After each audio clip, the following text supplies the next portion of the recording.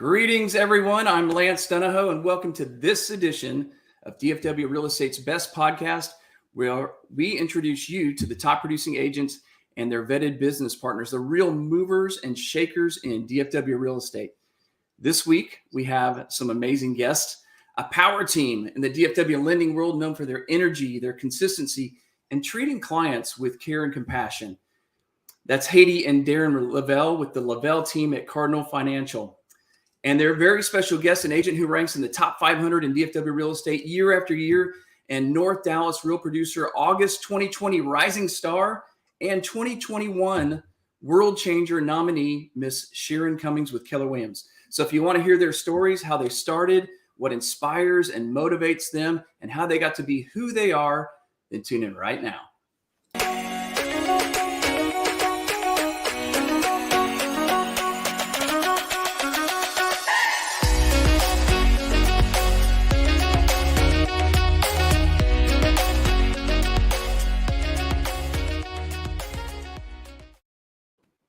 Welcome to DFW Real Estate's Best Podcast, brought to you by Real Producer Magazine. Jordan, Rachelle, and I come to you live every Wednesday at 11 o'clock from your favorite platforms, Facebook Live, YouTube, Spotify, and iTunes. Before I introduce our guests, I want to share a little bit about the Real Producer community. Real Producer is a national magazine in over 100 markets across the country. And in DFW, we have 3 magazines currently and are launching our 4th magazine, Fort Worth Real Producer, this summer. Essentially 4 of the magazine communities made up of the top 500 agents and their favorite vetted business partners, the best agents and the best businesses that they work with. And we get to share their stories with you.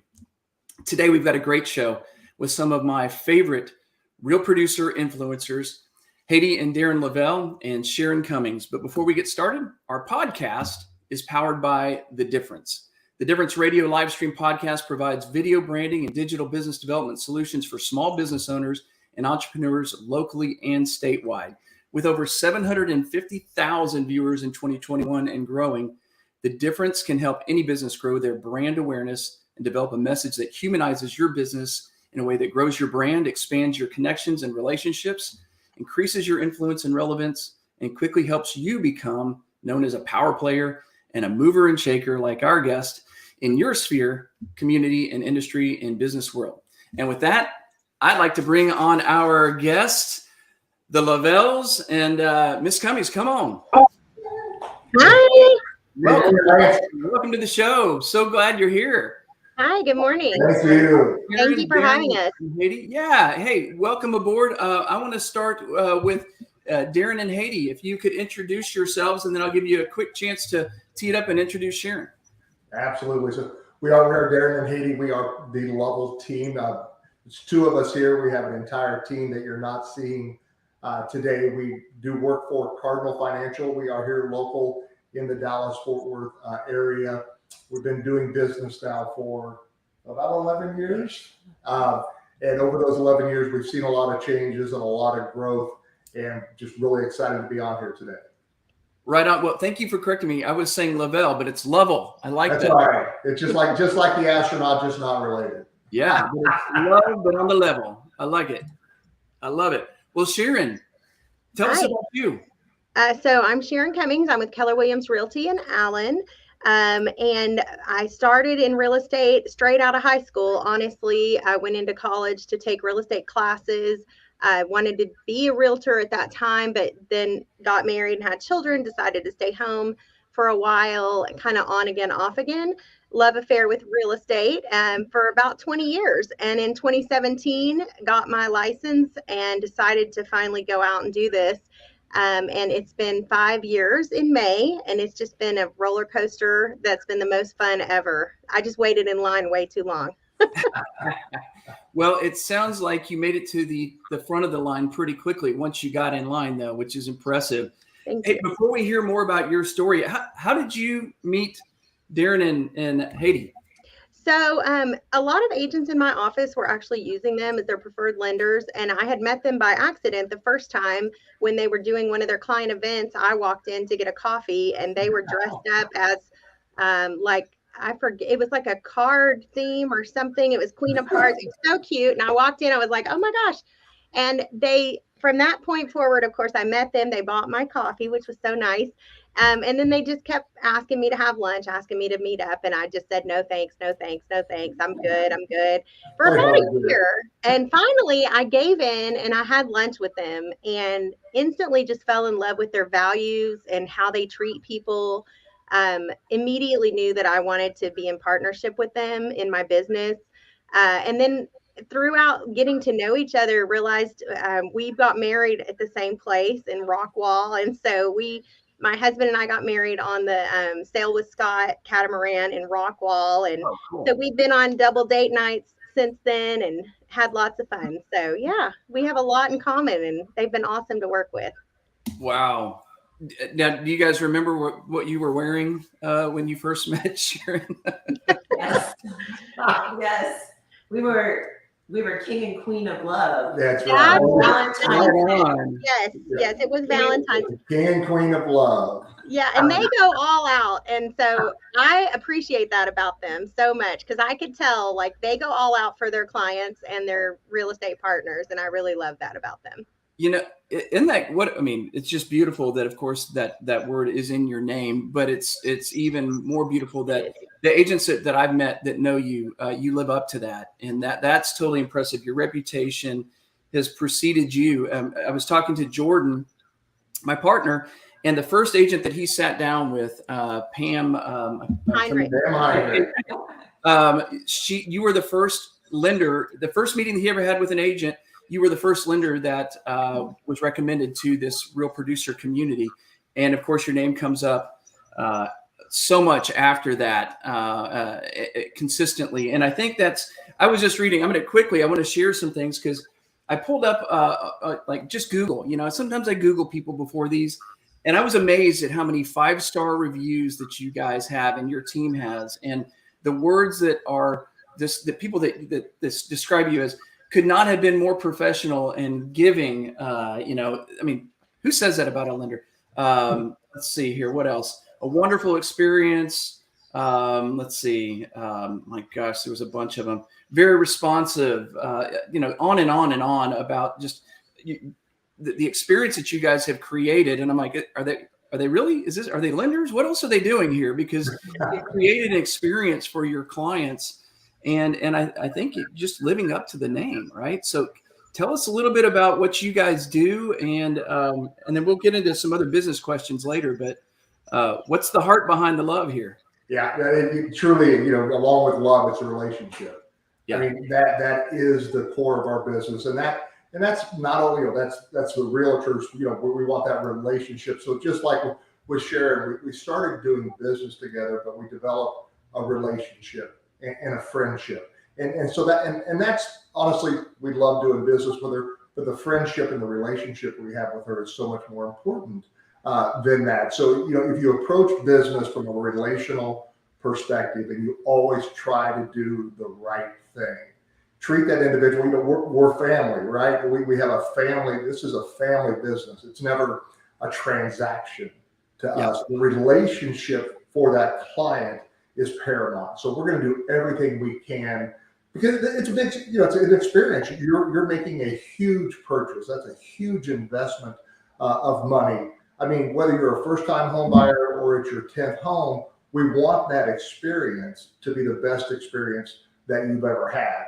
And when they have that experience, then they're coming back to Sharon and they're coming back to the Level team because that's a good experience. If they have that home buying process and it's a bad experience, those lenders that are just transactional in nature, one and done, get it done, then they may not be as apt to come back into the market to buy that second home or that investment property or trading up to that new primary residence. Wow. I love that. I hear that a lot from agents and our partners as I sit down with them each week, and that difference between being relational and transactional. And that goes with our clients, but it goes with each other as professionals too. That sometimes you think about our clients as, they're transactional, but as professionals, agents treating other agents relationally instead of transactionally, and the partners. And it really changes the whole transaction and that experience for our clients when we do that. So that's a beautiful sentiment. So now You guys are all three very successful professionals, and I know that that path of success often comes through the fields of failure, if you will. And I'm a big fan of failing forward, because if you're not failing, you're probably not trying hard enough, right? So, what are some of the struggles that you guys have had along the way to your success that have led to this level of success? If you can share something that at the time seemed like a bad time, but you come through that struggle, and it really is helped define who you are, particularly in this current market. Sharon, I'll let you start with you. Okay. So personally, I would say overloading myself, taking on every single thing I can get my hands on in the beginning. As a new agent, you go to an open house, you're just like chasing down every single lead and trying to get that deal, right? And then growing the relationships kind of ends up hard to do when you're chasing every single deal. And you have to really watch and look for the relationships that are going to grow, the people that want to invest time into the relationship and getting through that. And it took me a little while to get that. Once I got that, it changed my whole world. And just realizing like, okay, this person they are transactional, and that's maybe not a good fit for me, or they're relational and that's a great fit for me, and we're going to take this on, and now I'm going to help their sister and their brother and their aunt and their grandma buy a house too. It's just deciding and protecting your peace and your business in a way that if it doesn't fit within your way of doing business, then maybe it's not a good deal for you to work with. So that's a big thing I had to learn. And, you work really hard at first to get to that point where you can make those decisions. And then I would also say COVID was a huge struggle. When COVID hit, I immediately thought the world was going to end. We're not going to have anybody buying a house. It was the complete opposite of that. It turned into this blessing almost. I mean, and I lost friends and I struggled through it, hospitalized, went through the whole thing. So it helped me build better connections with people. It gave me more reasons to check on people and care for people in my database. So what seemed like it was going to be the end of the world actually turned into making our lives harder, but also turned out better. Yeah, I love that. And a couple of things you said, what you talked about getting to that place where you can do that. A lot of it is just getting that place where you're comfortable being your authentic self and making those choices. And then you start seeing that the law of attraction, where you attract just like the levels, that you guys have attracted each other because of your heart and who you are. And it makes that experience so much richer. And you start finding that other people are attracted to that. So you get to enjoy the benefits of just being authentic. I love that. What a great story. And of course, COVID, we all probably have a terrible, horrible COVID story, but so thankful that we've all kind of come out of that on this side of it. Darren, we're all Haiti, stronger. Yeah, Darren, Haiti, any struggles on the way to your great success and doing this great? I'm interested to hear what Darren has to say. How long we have? And it's kind of along this. I'm not sure if Haiti would have the same answer, but kind of along the same lines of Sharon is, what we want to provide and what we think we now provide, and we're still not perfect. You're never perfect. You're always striving to get better. But when I started in the mortgage business about 11 years ago, Haiti was a loan officer. And then she went back out into the real estate market. And so one of the things that I struggled with is I knew what kind of level of service that I wanted to provide at that point in time. And it was providing updates out to all parties that were involved. So the listing agent, the title company, the buyer's agent, the client. I wanted to provide gifts along the way to show our appreciation. I wanted to be at closing. And what I found is, for one individual, that's impossible. And things would get dropped along the way. So what the lumps we took, we learned that, you think about capacity and you think about being on the same page. So over time, as we grew and we strive to always be better, our team grew, so it's not just Haiti and I, it's behind the scenes, a rock star team that's there to plug the gaps and to make sure everything's still moving, because, we're out and, when we sit down with a realtor, we tell them it's not a relationship if we never see you. How do you have a relationship with somebody if you're not sitting down to break bread. I mean, it's just not a relationship. It means they're sending you business with no reciprocity whatsoever. So that's one of the first things we see is if we're going to do business with you, we're going to see you. So hopefully you like us and we like you, right? I mean, but that struggle was really just too many balls in the air. And one person can't manage all of that from a lending perspective. So growing the team and through success, through amazing relationships that we have, allows us to put processes in place. So a lack of processes versus now having what we think are pretty sound processes to make sure that nothing does get dropped along the way. So it's not been perfect. We're still not perfect. We're always striving to get better. One thing I would like to throw in there for them is their team is amazing. Like everyone you work with is a reflection of them. And I heard recently something in a conference I was in, and it said systematize the back of the house and personalize the front of the house. Wow. And That's it a writer downer with me because I'm gonna I write thought that. and it's so true because everything from them is so systematized and you get it and it's happening and it's all going as planned. And you've got Darren and Haiti over here going to lunch and taking care of people and having those relationship building moments. So you guys have done a great job at that. Thank you, Sharon. We think the same of you too, Sharon.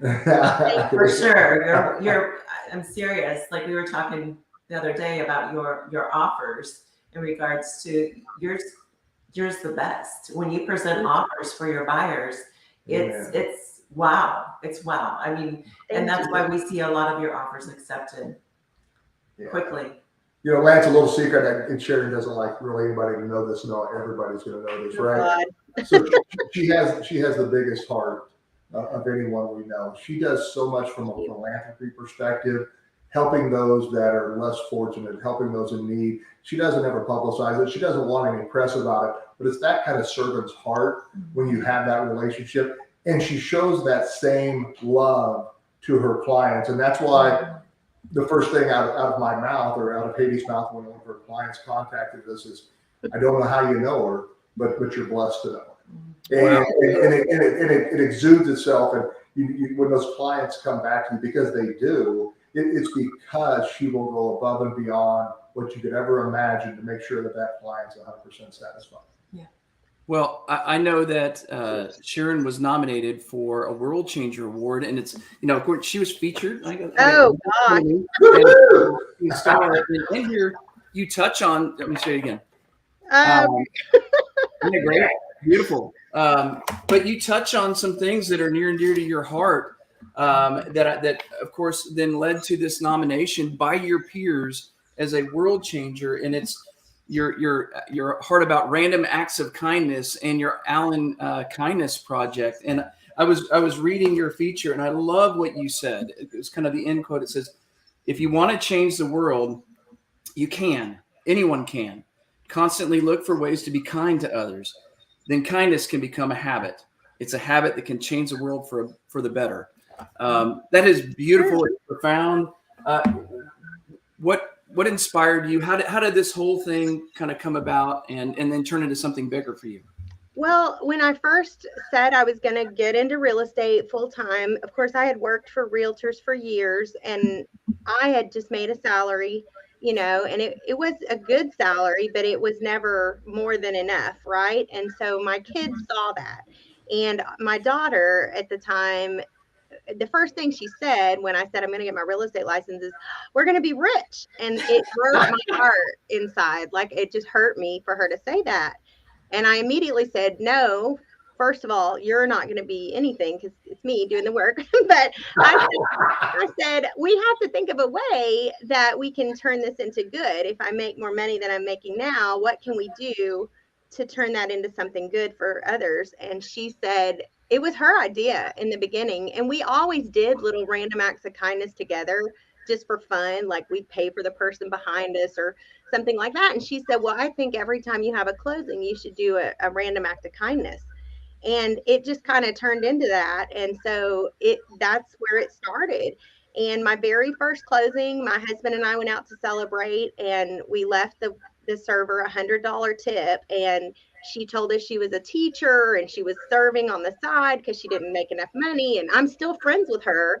and have helped her look for a house in that period of time. And so it just grew into this culture of my business.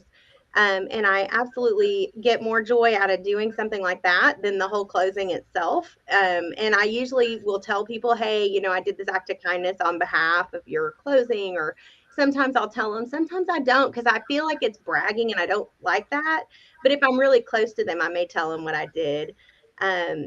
And then when I had my 100th closing, because I started out, I know people are like, oh, you made it to the front of the line, or you got really quick. But I've averaged about 25 to 30 closings a year. And this is my 5th year. So I hit my 100th closing this past year in 2021. And I wanted to do something to celebrate it. And so I challenged myself to do 100 acts of kindness in 1 week. And it was also a week when we were going on vacation, and I didn't think that through. But we did, and I had my family helping me, and we made it, and we did it. And it was very rewarding and very much one of the most fun memories I've ever had. But yeah, there's any one of those stand out? Any one of those random acts that you want to share with us? I think my favorite one that I've ever done was I was in a store shopping, and there was this sweet little older couple, and you could tell they were just on a fixed income, retired. He was on a walker, and she was looking for a dress that she had seen at the store the week before. She couldn't find the dress, and the sales lady was helping her, and they found it, and it was still $20. It was on sale, but it was marked down to $20. And the sales agent said, oh, it's only $20. And she was like, oh yeah, I shouldn't get it. You know, she was just going back and forth. I shouldn't do that. I shouldn't spend the money. So I just secretly bought a gift card and gave it to the salesperson and told her to tell the lady that it was from Secret Santa. And I hid in the dressing room because I was the only other person in the store, and I didn't want her to know who it was. And I got to stand in the dressing room and hear this lady just break down in tears because nobody had ever done anything like that for her before. And she had to be 80, you know, and I thought, she's like 80 years old and nobody's ever done anything like that for her.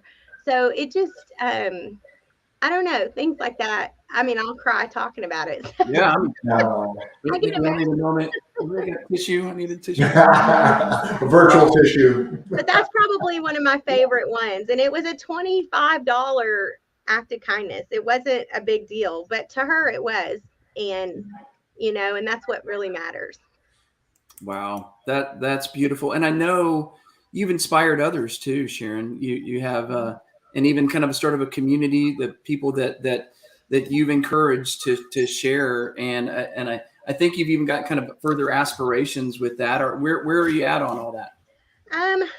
We're constantly growing in that and trying to do more in the community, get more involved and get a movement going. And, you know, it takes time to build that. And I want it to be organic. So and it's hard to do because you don't want to be out there saying, hey, I did this act of kindness and, you know, everybody should go do.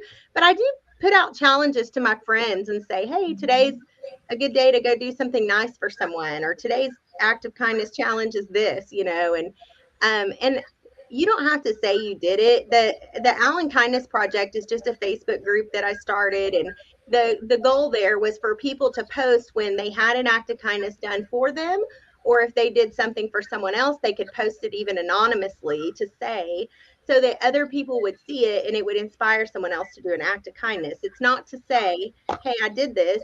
It's more to inspire other people to do it. And if you never tell anyone you do anything, there's not going to be much of an inspiration unless the person that had the act given to them tells their story. So Sharon for sure has inspired us. We actually get money out of the ATM now, and we carry it around, and it is cool because first of all, I never carried cash before. I mean, really, it's just a credit card or a debit card.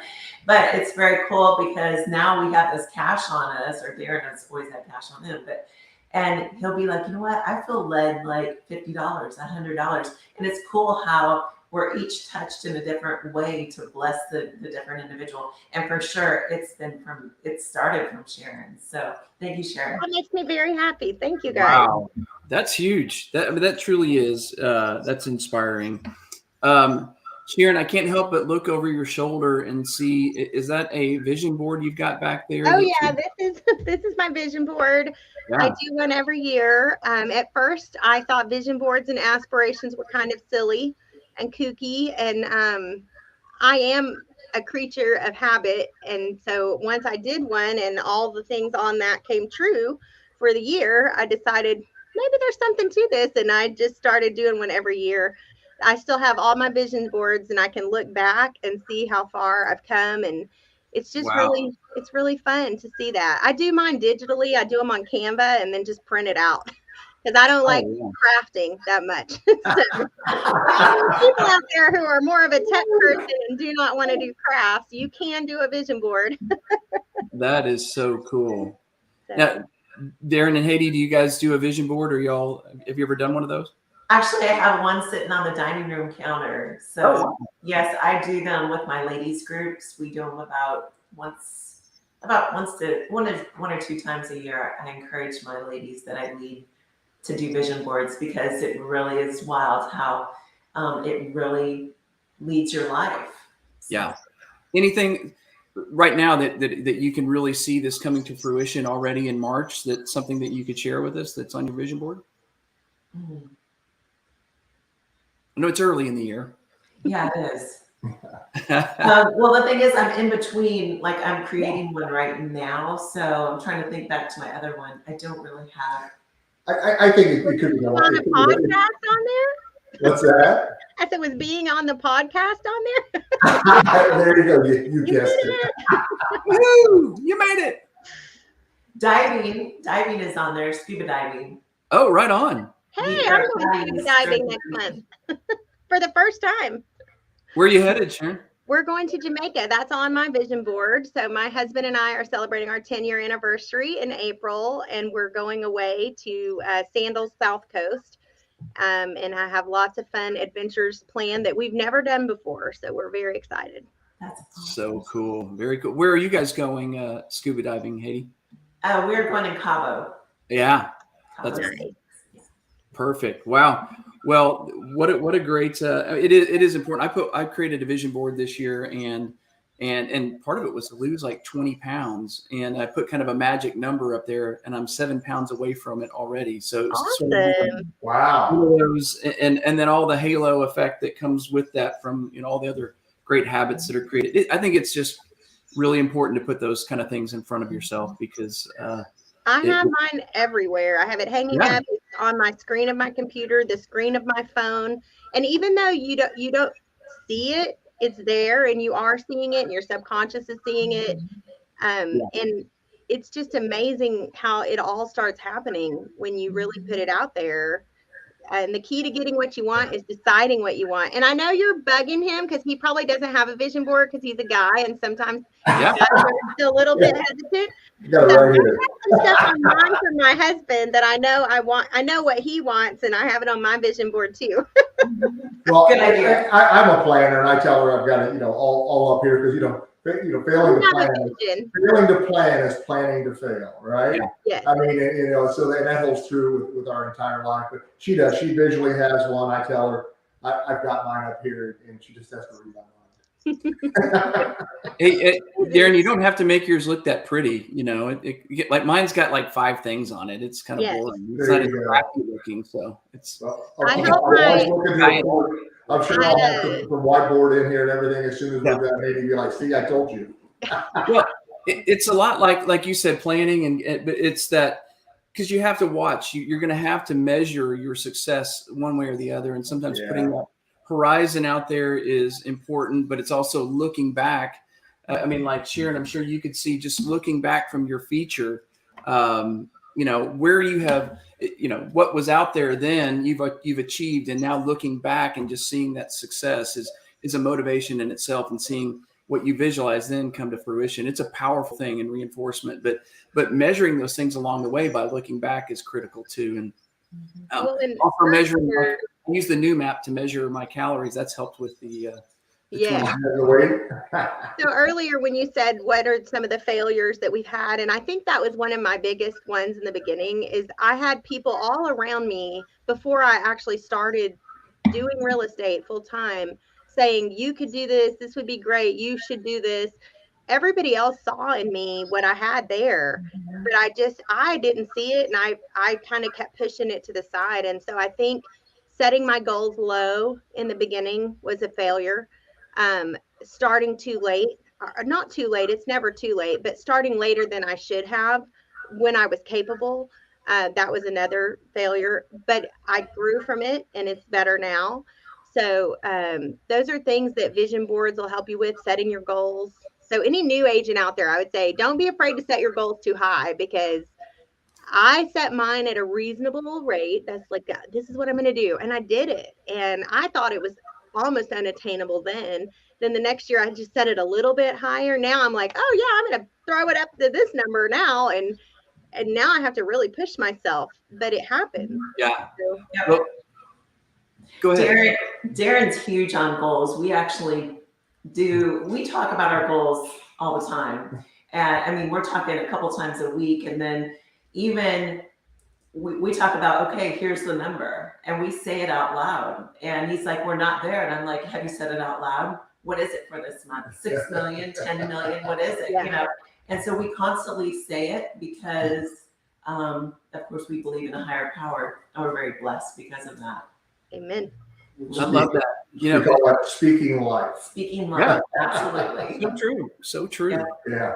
Sharon, I know you come out of the Keller Williams University. You're in that, and so much great training comes through there. But there's an exercise that they often do called the Multiplier Exercise, where you write down, this number, your goal for the year, and then of course go, how does that make you feel looking at that number?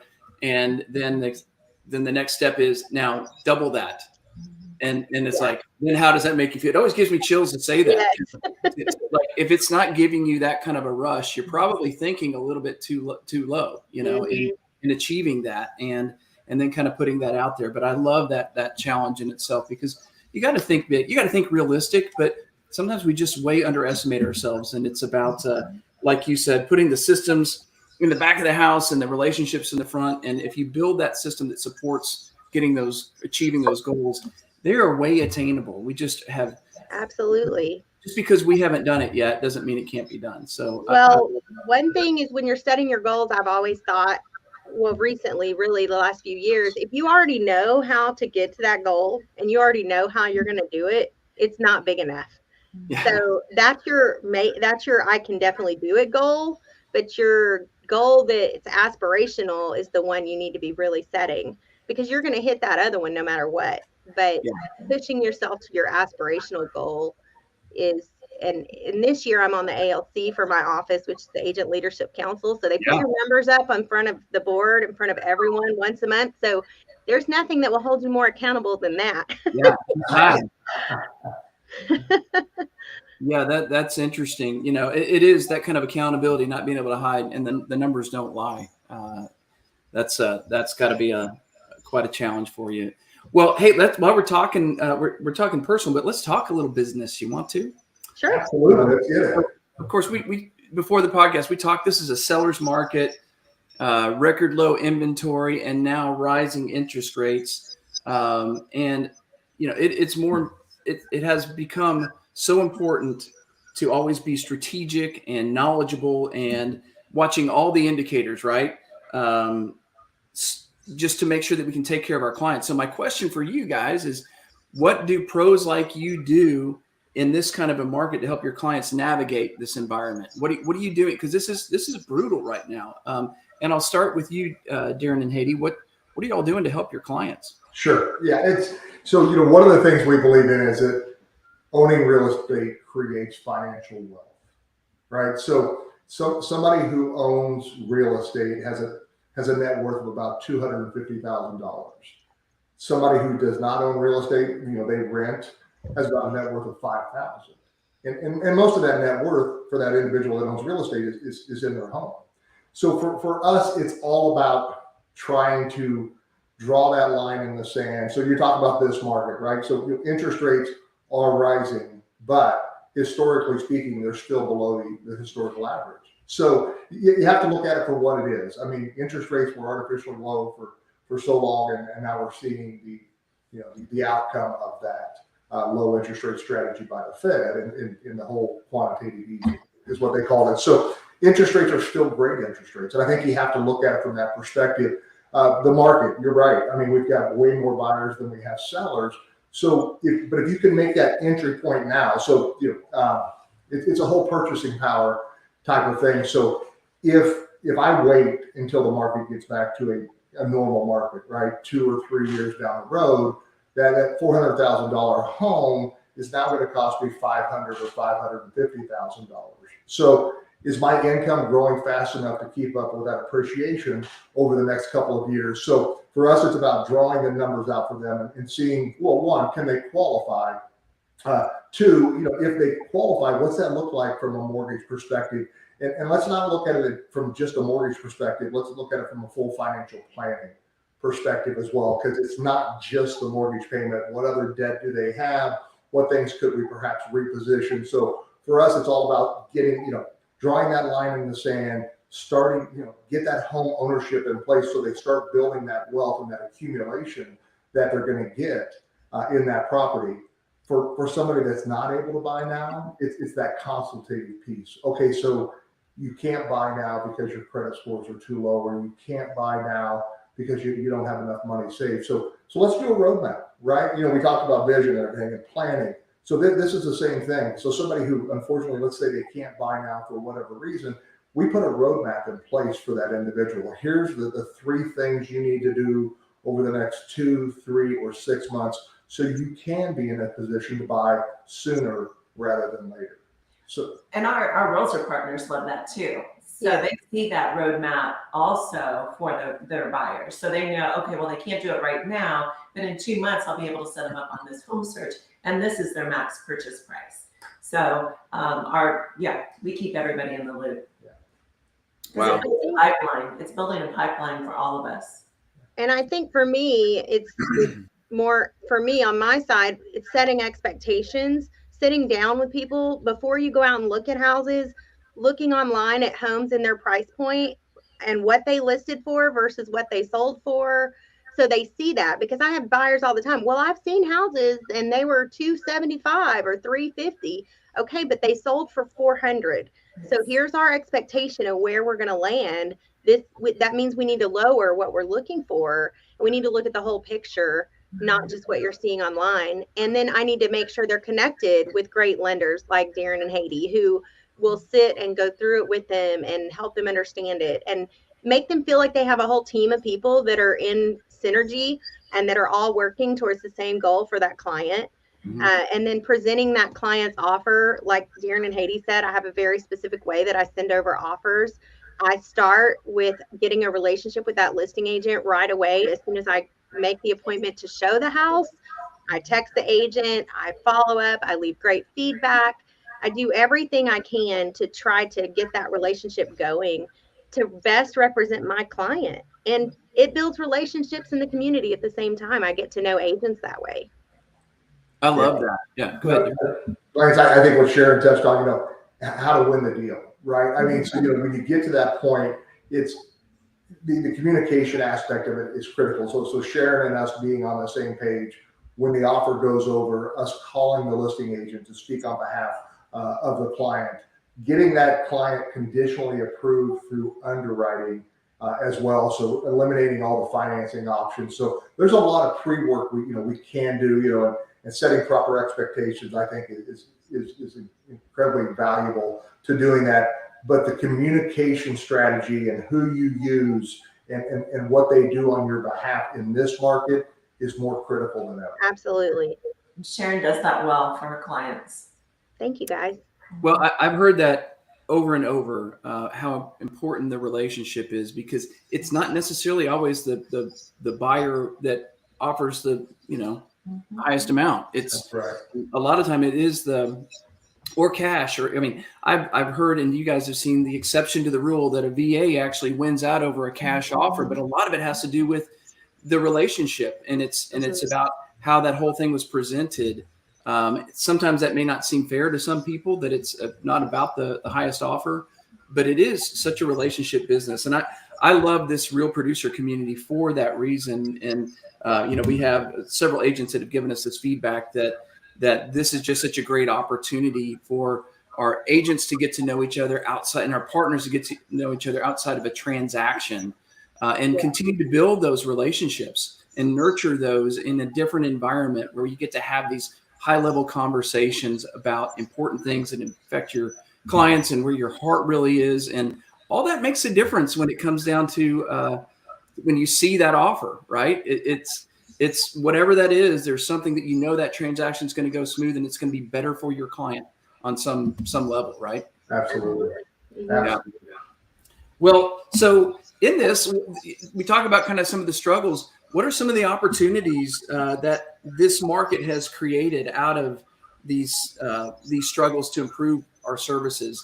I've asked that question about like COVID, what people have done, but this market is unique too. Is there something that you've learned in this environment that you think has improved what you do? Well, we get the chance to write a lot more offers. Very good. Your penmanship, your signature is so. Yes, you get a lot of practice on putting offers together. So that's nice. Yeah. You get a chance to build relationships with your client. Back when you could write one offer and you go under contract, you've got maybe 30 to 45 days with that person. Now you may have a few months where you're dealing with them and you're doing a lot more for them. And when they see that and they appreciate that and you get to the closing and they're so grateful, like they're just so thankful to be closing on that house. And sellers too. I know it's a seller's market, but that means more work for the sellers and the seller's agent, right. Even because people think, oh, it's, a listing, you just throw a sign in the yard, you're going to sell it. Well, yeah, you're dealing with also, putting 30 offers on a spreadsheet on a Saturday night at 10 o'clock p.m. so you can meet with your sellers on Sunday and get the offer executed and get a backup and talking to all these agents that send in offers. And I'm big on communicating with those agents. I can't stand when you put out an offer and you don't hear anything at all from the agent. So just respecting that they sent an offer and thanking them. And so there's a lot of work involved in that. And it's giving us an opportunity to work on that communication and, writing the offers and building those relationships in a longer amount of time than we used to have. Yeah. Lance, I think it's similar with us. We probably sound like a broken record, but again, it's relationship. So the classes always have full. So what it's a lot of, so to Sharon's point, I was thinking back and trying to count in my mind. So Sunday night, I think we called 17 listing agents for offers that had been made in the deadline. And so and very interesting, we can create relationships through that. So even though our client may not get the offer, us calling on a Sunday night at 6 p.m. just to let them know how well qualified Sharon's clients are and that we're there for them and to talk to them a little bit about the process and everything. Even in those ones where we're not successful in winning, we have the opportunity to create relationships. So I would say we're talking with a lot more agents out there. We're creating more relationships. And like Sharon said, it is more work, but when you get that accepted offer and just the joy and you get to the finish line with those clients, they know how much effort's going into that in this market for sure. Yes. And there's, something we really don't want to talk about. This is becoming a brutal market, both for realtors and lenders, but it's whether you're a realtor or a lender, who you are aligned with, we're going to see a lot of fallout right now, both for lenders and realtors. Yeah. So we just need to be buckled down, doing what we know works and doing it a little bit harder, maybe a little bit faster to continue to be successful. And continuing to stay positive. I mean, just be positive. Keep your mindset right. Do the things you need to do to keep your mindset positive.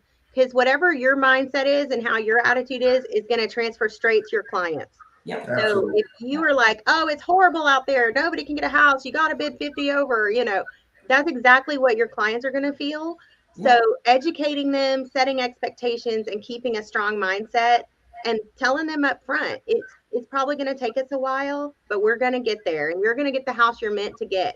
And I'm sorry you lost that multiple offer situation. That wasn't your house. Your house is coming. I promise you. We've heard her say that. But we chuckled. We've heard that come out of her mouth. That's exactly right. And it does happen. They always end up in a house that makes them forget that other house they were devastated they didn't get, So, Well, and it takes that team of professionals too. Like you, I mean, I'm sure you have your favorite, of course, your favorite lender, your favorite title, your favorite inspector, Yes. your stager, whatever, all that makes that when the time comes, you can execute and get it done, because it's essential that transaction goes smooth, because there's too many things, too many variables that can interrupt that at this point. So I'm sure building that team, and it looks like I love hearing this, how your relationship has made a difference in each other's lives and careers. And with that, I'm going to segue real quick because I know Lyndon Wilson, our host, is in the background and has been listening. And Lyndon, I'd love for you to some of your insights. There he is. There's the man himself. I'm sure you have a few questions that are always thought-provoking.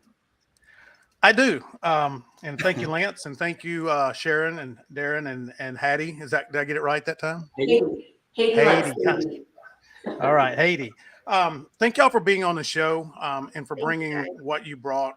We created The Difference 2.5 years ago on accident. And one of the things that we were searching, and that's why we call it #TheDifference, is I had lived through being in the mortgage business many years ago. I had lived through got out of mortgage right before the crash of 2008. Mm-hmm. And what intrigued me about that crash is how some people in mortgage and real estate actually did better, and others had to go back to their real job. It kind of purged the market.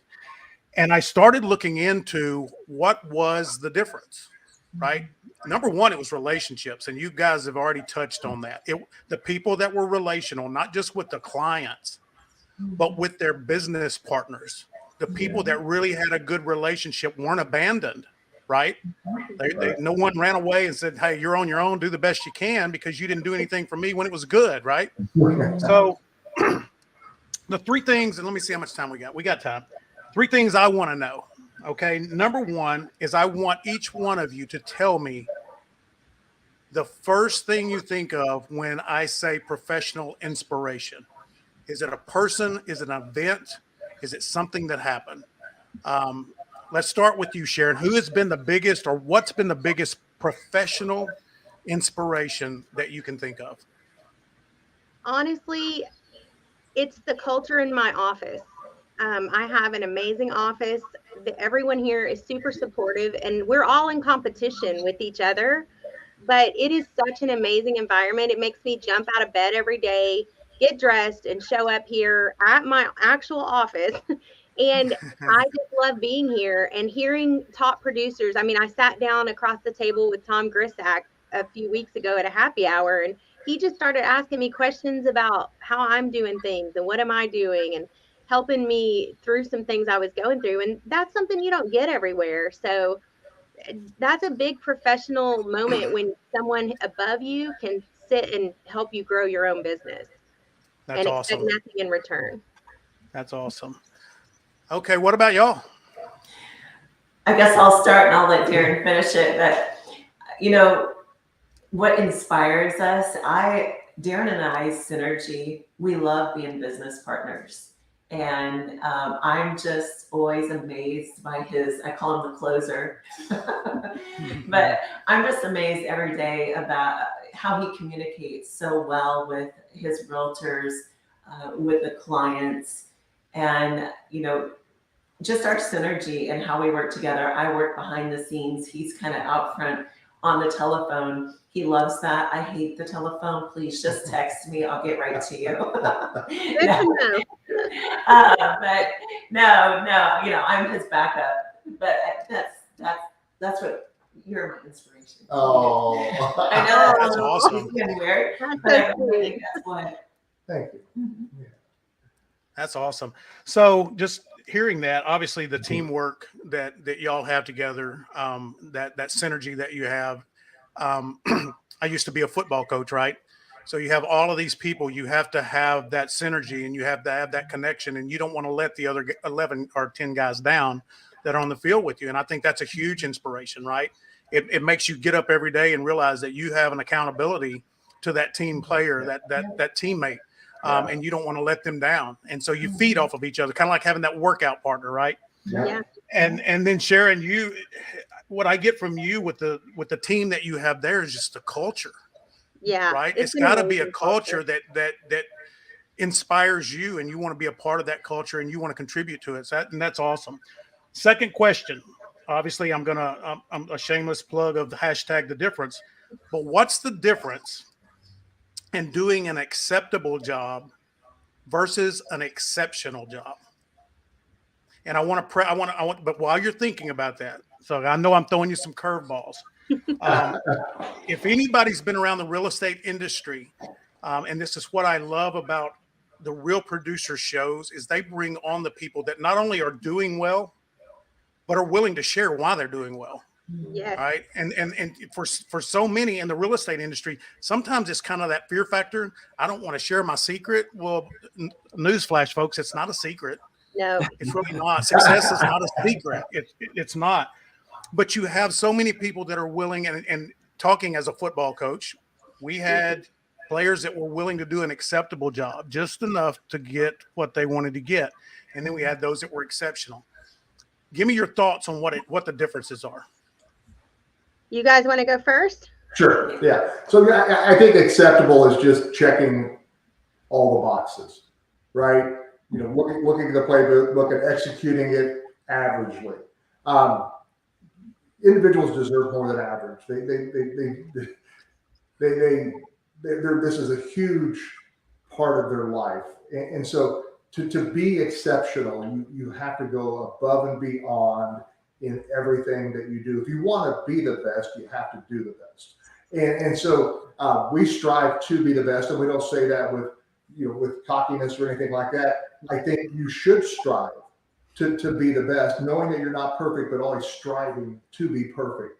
And so if you approach everything from that mindset, you're relational in everything you do, and you put yourself in that individual's situation, knowing what they're going through, and personalize that, and always strive to go above and beyond, you'll be exceptional. We have That's coaches, awesome. We have mentors, and we do the small details. That's We what I was going to say. It's in the details. It's in the details. For sure, the details.